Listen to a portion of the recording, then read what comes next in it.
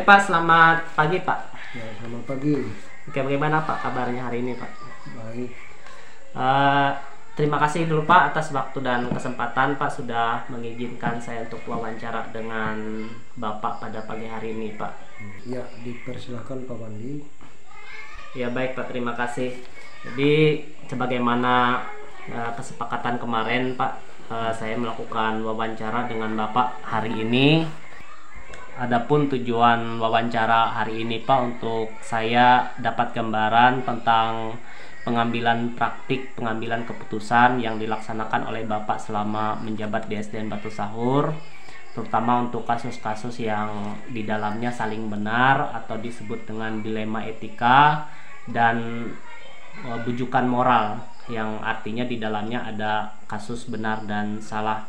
Nah, selain itu, selain untuk mengetahui kasus tersebut, hasil wawancara ini juga nanti untuk saya mengaitkan dengan pengetahuan saya selama mengikuti kegiatan calon guru penggerak angkatan 7 tentang 4 paradigma, 3 prinsip dan 9 langkah dalam pengujian pengambil keputusan yang baik, yang nantinya jadi refleksi saya ke depan. Nah, dalam wawancara ini nanti kita lebih fokus ke dilema etika Pak, yang dimana di dalamnya ada konflik dua kepentingan yang sama benar. Jadi kita langsung saja Pak sesinya. Di sini saya ada 8 pertanyaan, kiranya Bapak dapat memberikan jawaban terbaik untuk saya sehingga saya dapat menjadi bahan refleksi saya berikutnya Pak. Langsung saya Pak, ada 8 pertanyaan. Pertanyaan pertama, sepanjang Bapak menjabat sebagai kepala sekolah di SDN Batu Sahur, tentu Bapak tidak lepas dari sebuah konflik kepentingan dalam mengambil sebuah keputusan. Pertanyaan saya, bagaimana cara Bapak mengenali masalah tersebut? Apakah dilema etika yang di dalamnya sama-sama benar, atau hanya bujukan moral, atau ada benar dan salah di dalamnya? Dipersilakan Pak. Terima kasih. Selama saya ditugaskan sebagai kepala sekolah di SDN Batu Sahur, tentu memberikan saya banyak pengalaman, khususnya di bidang administrasi dan maupun yang berhubungan dengan hubungan sosial seperti konflik dan pengambilan keputusan. Pada kesempatan ini, dari banyak pengalaman itu tentu tidaklah mudah dalam mengenali apakah itu kasus yang sama benar atau sebaliknya ada yang salah. Nah, selanjutnya menurut hemat saya, untuk dapat mengenali apakah itu kasus yang terjadi, tentunya saya memerlukan beberapa tahap yang dapat membantu saya dalam menentukan sebuah kasus dilema etika atau bujukan moral. Saya mempelajari terlebih dahulu dalam fakta-fakta yang terjadi dalam sebuah kasus, apakah itu ada unsur kebenaran yang saling benar, bertentangan dengan, atau ada pelanggaran di dalamnya, ada yang bersifat pelanggaran kode etik maupun pelanggaran hukum di dalamnya, sehingga menunjukkan apakah itu masalah yang bersifat sama-sama benar atau benar dan salah. Oh iya Pak ya. Jadi berdasarkan pengalaman Bapak tersebut, bagaimana cara Bapak mengambil keputusan yang baik untuk dua kasus kepentingan yang sama-sama benar ini Pak? Bisa dijelaskan Pak? Ya. Baik, terima kasih. Begini Pak Wandi, perlu Bapak Wandi ketahui bahwa tidak ada yang mudah dalam mengambil sebuah keputusan, apalagi bagi seorang kepala sekolah yang tentunya sangat diandalkan oleh banyak orang sebagai pengambil kebijakan akhirnya dari suatu masalah. Keputusan harus dipikirkan dengan matang sehingga mencakup kepentingan orang banyak secara luas dan juga mempertimbangkan konsekuensi dari pengambilan keputusan tersebut terhadap diri saya sebagai kepala sekolah di SDN Batu Sahur maupun sebagai panutan bagi guru yang lain dan di instansi sekolah secara umum. Dari apa pengalaman yang saya lakukan untuk kasus yang di dalamnya sama-sama benar, jika masalah itu prioritasnya kecil maka dapat langsung saya selesaikan. Namun bila masalah itu besar maka saya harus melibatkan banyak orang dalam kegiatan rapat sekolah untuk dapat menemukan banyak solusi sehingga saya dapat mengambil keputusan dengan baik dan lebih objektif, mengurangi risiko maupun konsekuensi yang terjadi ke depannya dari keputusan yang telah ditetapkan, apakah merugikan salah satu pihak atau sebaliknya. Terima kasih Pak atas penjelasannya. Di sini dapatkah Bapak menggambarkan contohnya secara rinci bagaimana langkah dan prosedurnya yang biasa Bapak lakukan untuk mengatasi dua konflik yang saling benar ini, Pak? Ya, bagaimana telah saya paparkan sebelumnya, untuk masalah besar pertama-tama saya mengklarifikasikan terlebih dahulu, yaitu masalah terjadi dan mengaitkan dengan fakta yang terlihat, siapa yang terlibat dan kepentingan apa yang saling berseberangan. Apakah ada hal yang saling benar dalam kasus tersebut atau sebaliknya. Selain itu juga melalui rapat di sekolah saya dapat menentukan banyak pilihan secara objektif beserta hal-hal yang memungkinkan terjadi ke depan dari keputusan tersebut, sehingga diharapkan keputusan yang diambil tersebut dapat diterima oleh orang banyak dan mengurangi resiko atau kesalahan yang ditimbulkan dari pengambilan keputusan tersebut di masa yang akan datang, khususnya yang berdampak langsung bagi siswa maupun guru di sekolah ini. Nah, untuk contohnya saya ambil yang disederhanakan seperti kasus yang terjadi baru-baru ini. Pak Wandi, kelas 4, ada salah satu anak yang suka membolos dan saat diberikan tugas di rumah, sehingga mengakibatkan guru kelas 4 kesulitan dalam memberikan penilaian terhadap anak tersebut. Jika terus terjadi, maka ada kemungkinan anak itu tidak dapat naik kelas karena berdasarkan peraturan sekolah yang tertuang dalam kurikulum bahwa anak yang tidak memenuhi kriteria ketuntasan minimal atau KKM pada 3 mata pelajaran terutama maka tidak dapat naik kelas.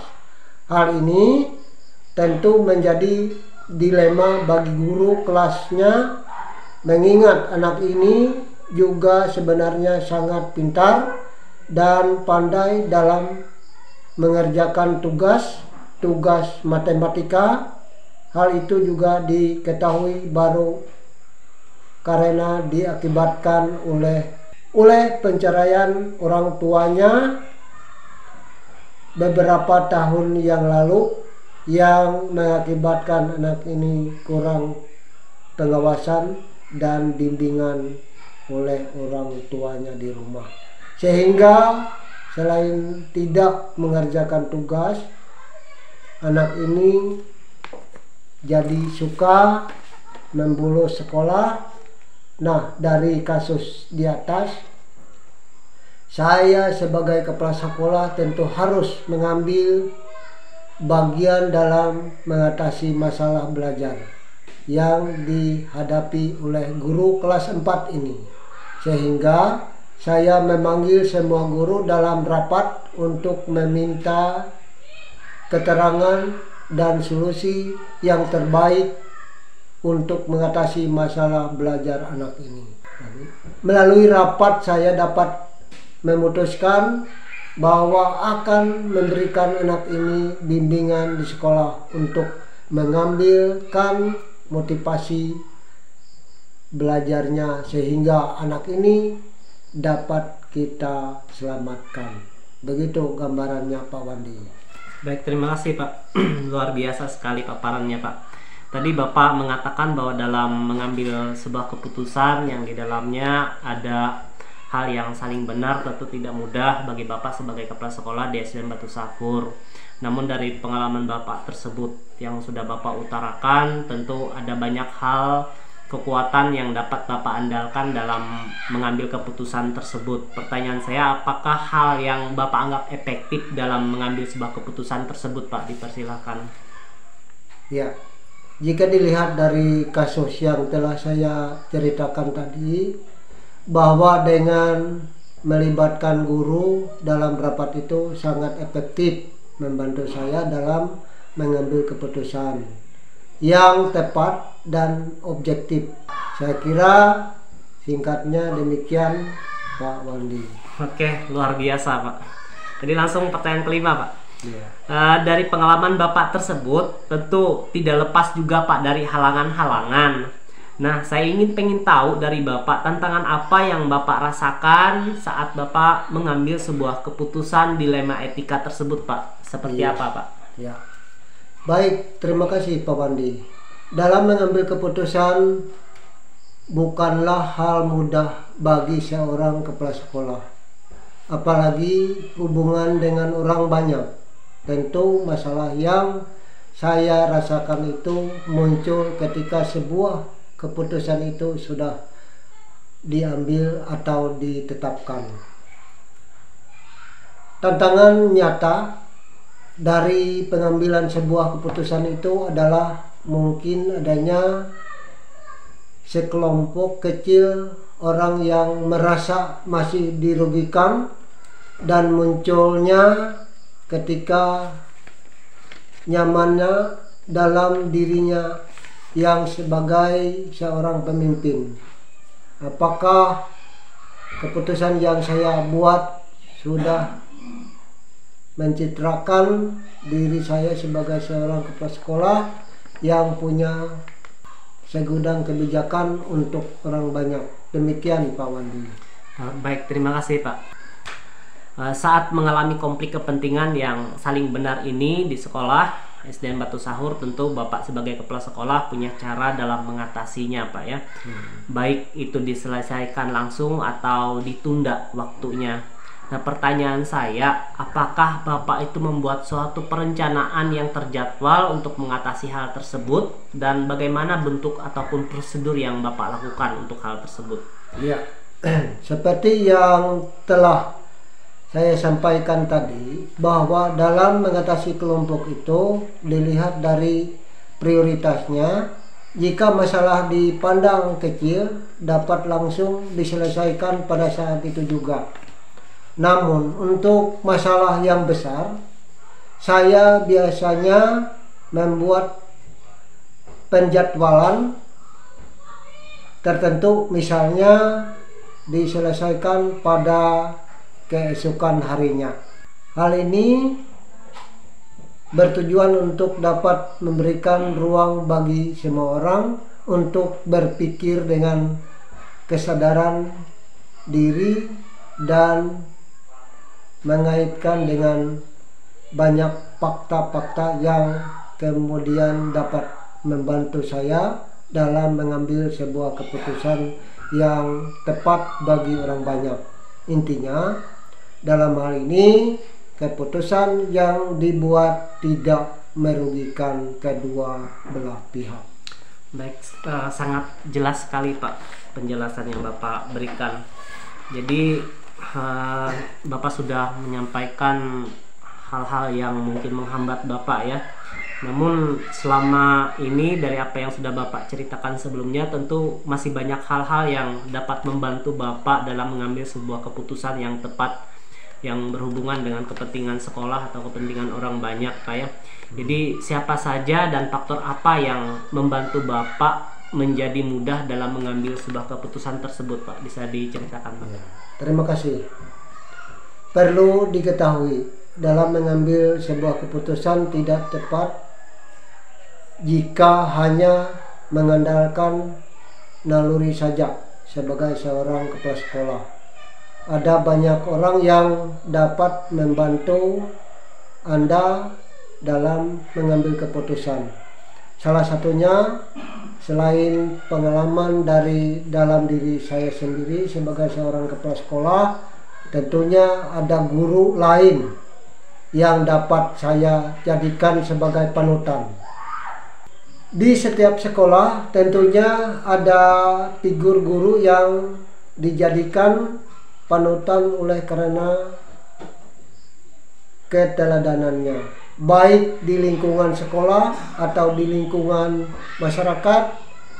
Nah, orang-orang ini seperti ini cenderung lebih terpandang bijaksananya dalam mengambil keputusan, sehingga setiap keputusan dapat diterima dengan baik oleh semua orang. Baik, luar biasa Pak, penjelasan Bapak cukup jelas. Ini pertanyaan terakhir dari saya Pak. Dari semua yang sudah Bapak gambarkan, paparkan dan uraikan dengan panjang dan lebar, tentu Bapak punya pengalaman yang luar biasa dengan hal-hal yang berkaitan dengan mengambil sebuah keputusan. Yang ingin saya tahu dari Bapak adalah pembelajaran apa yang Bapak dapatkan dari semua ini Pak? Ya. Dari pengalaman saya dalam mengatasi konflik sosial seperti ini, saya mengambil pelajaran yang juga menjadi catatan penting bagi Pak Wandi adalah bahwa setiap konflik dapat diselesaikan dengan baik melalui musyawarah dan mufakat serta mengedepankan nilai-nilai yang dijunjung tinggi oleh semua orang seperti nilai kejujuran, keselamatan dan lain-lain. Seperti itu Pak Wandi. Jadi apapun masalahnya selalu ada jawaban dan jalan keluarnya. Demikian Pak Wandi. Baik, terima kasih Pak. Dengan selesainya 8 pertanyaan yang sudah saya ajukan kepada Bapak, berarti selesai juga sesi wawancara yang saya lakukan terhadap Bapak. Semoga informasi yang saya dapatkan ini benar-benar membantu saya dan berkontribusi besar dalam pendidikan saya sebagai calon guru penggerak ke depan, baik itu bagi diri saya maupun bagi dunia pendidikan ke depan. Jadi atas waktu dan kesempatan telah mewawancarai Bapak pada hari ini, saya ucapkan banyak terima kasih dan selamat siang Pak. Ya, terima kasih juga. Ya.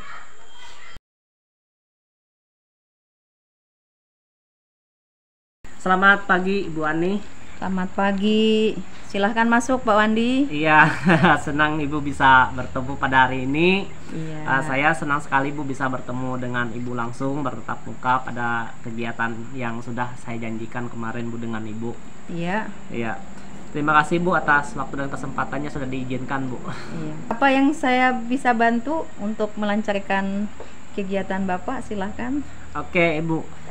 Seperti Ibu, saya kan ada tugas dari calon guru penggerak. Jadi pada kesempatan ini saya akan melakukan wawancara dengan Ibu. Kebetulan juga Ibu adalah seorang kepala sekolah di SD 5 Ampah ini. Iya. Jadi saya sangat merasa luar biasa karena sudah bertemu dengan Ibu langsung. Adapun tujuan wawancara ini adalah untuk mendapatkan sebuah gambaran tentang praktik pengambilan keputusan yang selama ini Ibu lakukan dan praktikan sebagai kepala sekolah di SD 5 Ampah ini, terutama untuk kasus-kasus yang dimana nilai-nilai kebajikan itu saling bersinggungan, atau kasus-kasus dilema etika yang di dalamnya ada hal-hal yang sama benar, atau untuk kasus yang hanya sebuah bujukan moral yang di dalamnya hanya ada hal benar dan hal yang salah. Nah, selain untuk mengetahui kasus dilema etika dan bujukan moral di atas, hasil wawancara ini juga menjadi bahan saya nanti dalam mengaitkannya dengan pengetahuan saya yang sudah saya pelajari selama mengikuti kegiatan calon guru penggerak ini, terutama tentang 4 paradigma, 3 prinsip, dan 9 langkah pengujian pengambilan keputusan yang menjadi refleksi saya ke depan. Dalam wawancara ini juga nanti kita lebih fokus ke dilema etika, di mana di dalamnya ada konflik dua kepentingan yang sama benar, seperti itu, Bu. Iya. Ya, baik, Bu. Saya untuk mempersingkat sesi kita wawancara ini, nanti ada 8 pertanyaan yang saya ajukan. Dimohon kepada Ibu untuk dapat menjawabnya. Saya kira langsung bisa dimulai, Bu, ya. Iya. Silakan, Pak. Baik, terima kasih, Bu, atas waktunya. Jadi langsung saja, Ibu. Sepanjang Ibu menjadi kepala sekolah di SD 5 Ampah, tentu tidak lepas dari masalah ataupun konflik kepentingan dan mengambil sebuah keputusan. Nah, dalam pertanyaan saya kali ini, bagaimana cara Ibu dalam mengenali sebuah masalah tersebut? Apakah itu dilema etika yang di dalamnya sama-sama benar, atau hanya bujukan moral, atau ada hal yang benar salah di dalamnya? Dipersilahkan, Bu. Iya. Terima kasih untuk Pak Wandi yang sudah berkenan datang ke sekolah kami untuk mewawancara kami mengenai masalah konflik atau masalah yang sering kita hadapi di sekolah kita. Ya, sepanjang saya bertugas sebagai kepala sekolah di SDN 5 Ampah, tentu tidak lepas dari konflik dan pengambilan sebuah keputusan.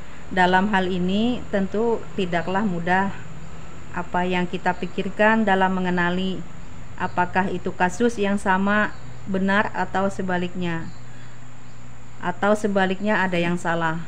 Nah, untuk dapat mengenali apakah kasus itu yang terjadi, tentunya saja memerlukan beberapa tahap yang menurut saya pribadi dapat membantu saya dalam mengenalinya.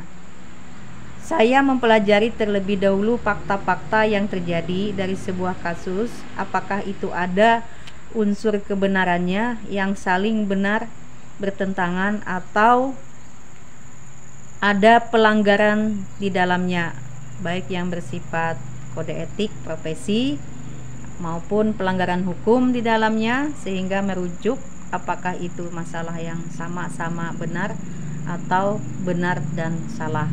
Oke. Cukup jelas, Bu, ya. Iya. Oke. Berdasarkan pengalaman Ibu tersebut, bagaimana cara Ibu mengambil keputusan untuk dua hal kepentingan yang sama benar itu, Bu? Iya.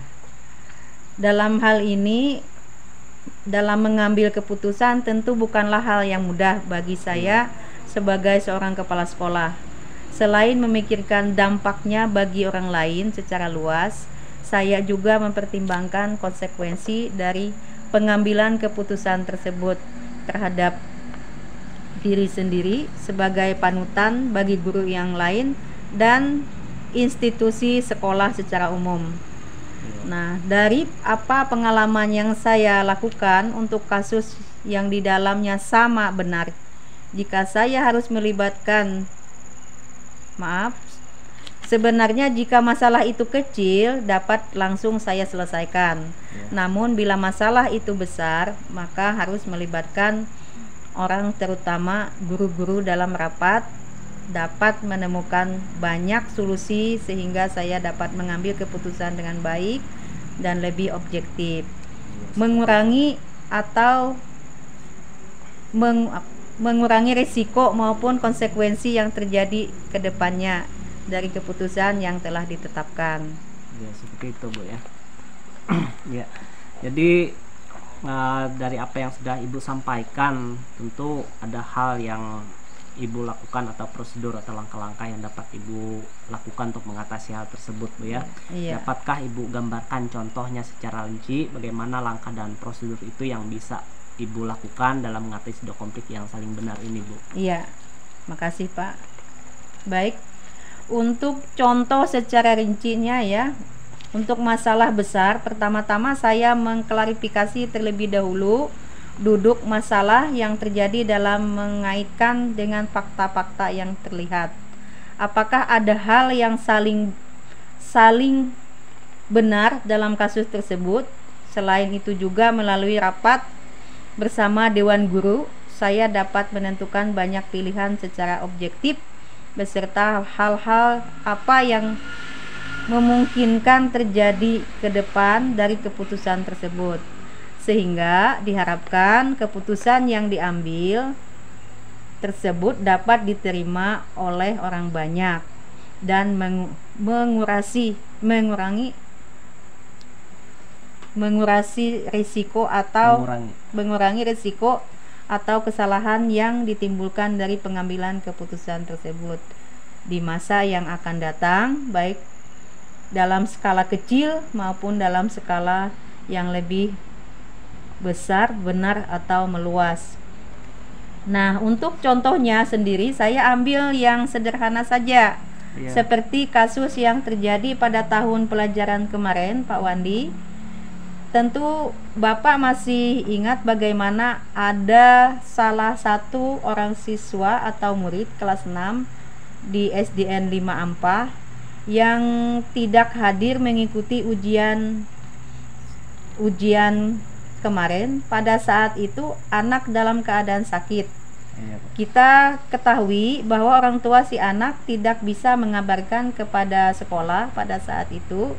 Selain karena tidak punya HP, jarak sekolah dan tempat tinggal si anak cukup jauh dari sekolah, dan sama-sama kita ketahui bahwa jalur akses jalannya juga sulit. Nah, dari kasus kecil ini tentu menjadi dilema bagi saya sebagai kepala sekolah antara mengikuti SOP penyelenggara ujian sekolah yang seharusnya dan bagaimana kita kasihan memaklumi kejadian ini bagi si anak. Tentu saya tidak begitu banyak pilihan untuk si anak. Dengan mempelajari kasus dan fakta-faktanya, saya bersama Dewan Guru termasuk Pak Wandi juga kemarin, kita bersama-sama mengambil keputusan bahwa si anak boleh mengikuti ujian susulan dan dilaksanakan sesuai SOP yang telah ditetapkan untuk penyelenggaraan ujian nasional sekolah.